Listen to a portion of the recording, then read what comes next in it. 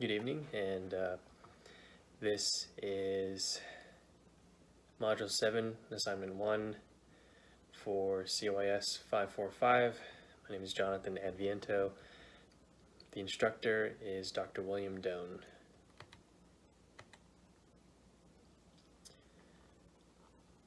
Okay, so this is the Security Education Awareness Training Acceptable Use Policy Brief.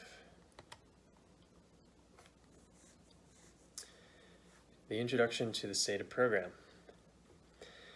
The integration of technology in the daily tasks in both professional and private life is an inevitable trend in the modern arena. Many of the tools and apps that are developed increase both efficiency and convenience. This is a direct result of the increasing speed, power, and capabilities of the devices being used.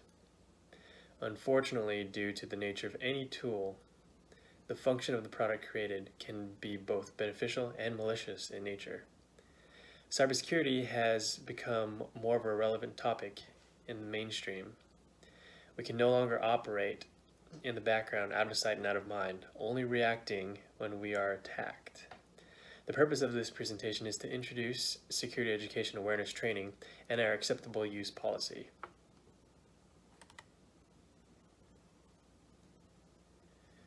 Why is SETA important?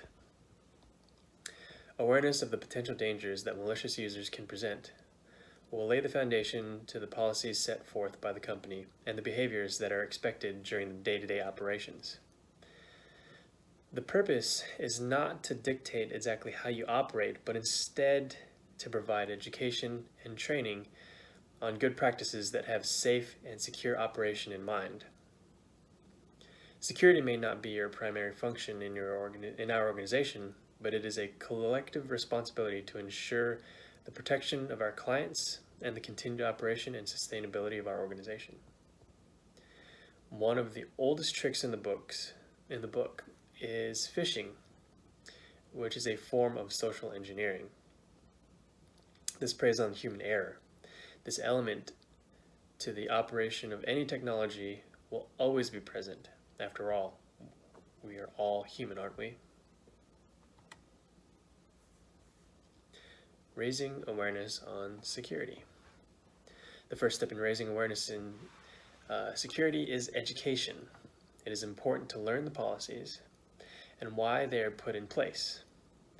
In some cases, additional training will be made tailored to elaborate on the specifics of a policy to increase understanding and therefore awareness. This can be considered step 2 for creating awareness. The byproduct of awareness, hopefully, is to aid in controlling risk. Policy puts into writing the security goals defined by the scope for which the policy is written. This is designed to aid those who which the policy is written for to modify their behavior, which produces security. Acceptable use policy. The particular policy we are going to go over today in this series is acceptable use. What is it for? The purpose of this policy is to protect the information technology systems and assets of the organization. The byproduct of this protection safeguards users, stakeholders, and trade secrets held by the organization. The next section of the policy outlines the types of user classes and their privileges and responsibilities. This is put into the policy to clearly define what access is granted to the different levels of user. Should the need arise, these definitions will aid in the identification of unauthorized access and the disciplinary action appropriate for the situation. All users and subsequent accounts on company computer systems, mobile and other electronic devices are to be used for the purposes of the functions of the business. These systems are not to be used for personal or illegal activities. Unauthorized use can be defined by theft or unauthorized access to data, harassment, or destruction of property.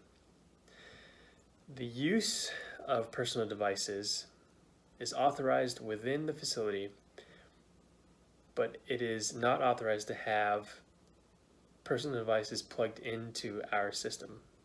Now keep that in mind.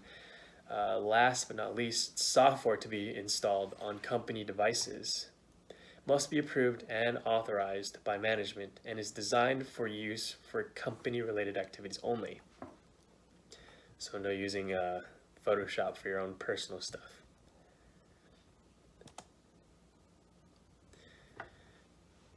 Continuing on with acceptable use policy,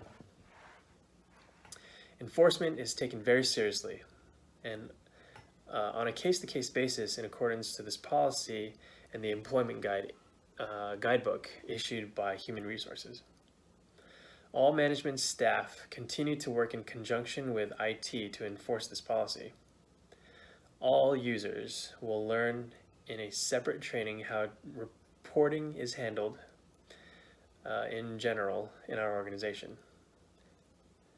However, anything related to cybersecurity can be reported to your direct supervisor, ISSM, or myself, the CSO. We do reserve the right to monitor any activity on our systems for the purpose of collecting data for investigations, for law enforcement, and for the investigation of any issues with this policy. All users are to be aware that they are subject to disciplinary action, including suspension, leave, or termination. All users are also to be aware that they are subject to any federal, state, or local laws. We cooperate and comply with law enforcement on all matters of this nature. We also follow reporting guidelines to regulatory agencies where applicable.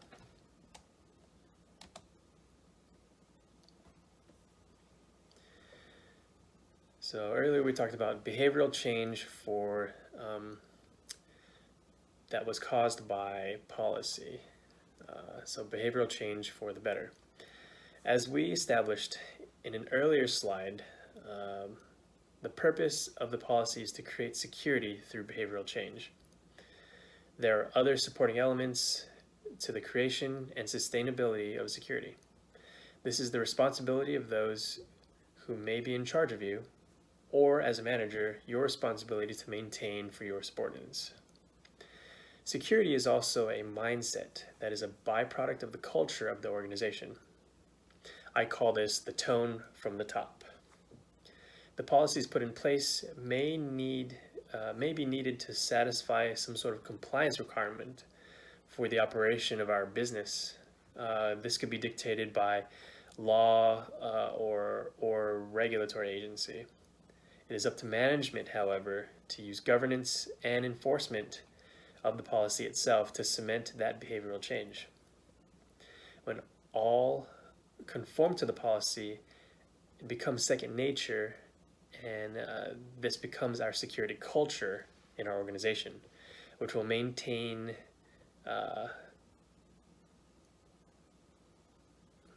to change the behavior of new employees or vendors. So this is a